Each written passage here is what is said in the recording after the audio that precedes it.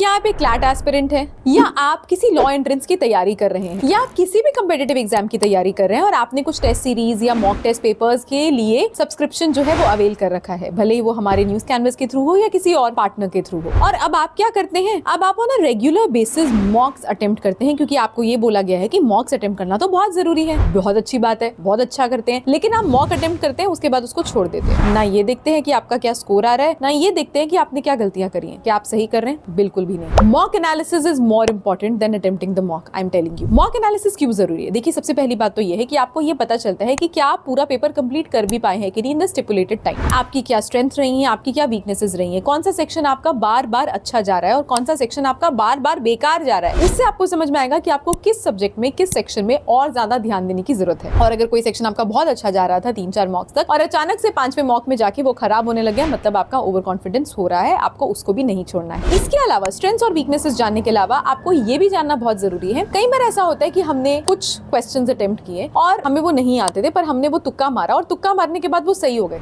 ये जानना भी बहुत जरूरी है कि एक्चुअली क्या रीजन था कि वो आंसर था। आपको करेक्ट लॉजिक जान के आंसर्स पे अराइव करना है, ना कि तुक्का मार मार के, क्योंकि जो actual D day of the exam होगा उसमें ये गेस वर्क इतना काम नहीं आएगा। Last but not the least, mock analysis इसके लिए भी जरूरी है क्योंकि हम ये जानते हैं ये एक तरह से पूरे के पूरे रियल एग्जाम का सिमुलेशन कर रहे हैं, उसका एक एपरेंट वर्जन कर रही हैं। तो अगर मॉक में आप यही स्ट्रैटेजी नहीं बना पाएंगे कि मुझे पहले कौन सा सेक्शन करना चाहिए, बाद में कौन सा सेक्शन करना चाहिए, तो एग्जाम के दिन भी आप कंफ्यूज रहेंगे and confusion and randomness will kill your score in the actual exam. और मैं जानती हूँ, आप जानते हैं कि आप में वो पोटेंशियल है और आप हमेशा के लिए अच्छे से अच्छा स्कोर ले सकते हैं। तो क्यों नहीं मॉक को अब एनालाइज करके क्लैट और बाकी एंट्रेंस एग्जामिनेशंस की जो गाड़ी है उसको आगे बढ़ाया जाए। All the best.